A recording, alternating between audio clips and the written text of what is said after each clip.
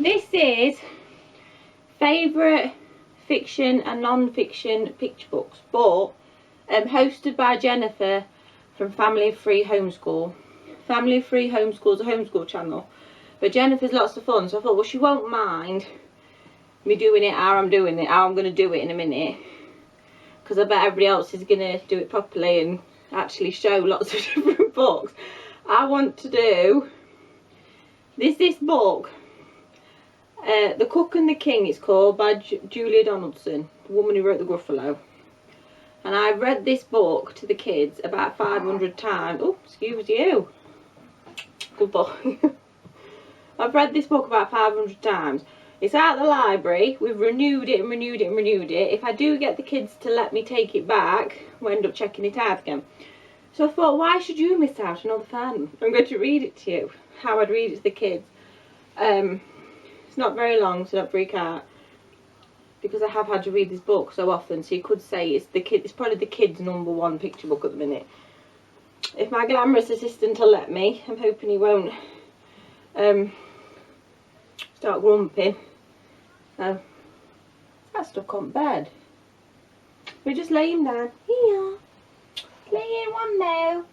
Just one now. Just one now. They grab hold of you.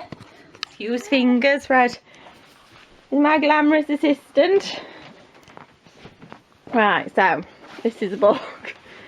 The Cook and the King by Julia Donaldson. Library book, look. We ever let anyone else have a chance to take it out of the library? Right. Oh, start going all lemony. Oh, hang on. Take 2. The baby won't have a none on it. It was like, you're not throwing me down. But I need 2 hands for this. I need 1 hand on camera, 1 hand on book, which is a luxury nowadays, doing anything with 2 hands. Luckily the husband's off work, so I've left the baby with him a minute while I do this, and then I'll go back to baby duty. In case I forget to say at the end, I'm going to link Jennifer's channel, and I'll put the playlist in the comments when I get it, because everybody else is going to do it properly, and there'll be lots of examples of fiction, non-fiction picture books, which you might get some ideas from. What was I going to say? Oh, and let me know in comments if there are any books that your kids have made you read over and over again this is driving you crazy. Or if you've read this one, it might be this one your kids have made you read and read and read. Right, crack on. The Cook and the King by Julia Donaldson. Skip all that nonsense, right. There once was a very hungry king who needed a cook like anything. So he tried out lots and lots of cooks with their pots and their pans and their cookery books. One by one they cooked for the king, they cooked and they cooked like anything, but nothing they cooked was good enough. This egg is runny, this meat is tough, too hot, too cold, too sour, too smelly. I don't want a sausage inside my jelly. This tastes all wrong, said the hungry king, and he frowned like anything. But then he spotted another cook, with feet that shuffled and hands that shook. My name, said the cook, is Wobbly Bob. I'm a bit of a wimp, but I love the job.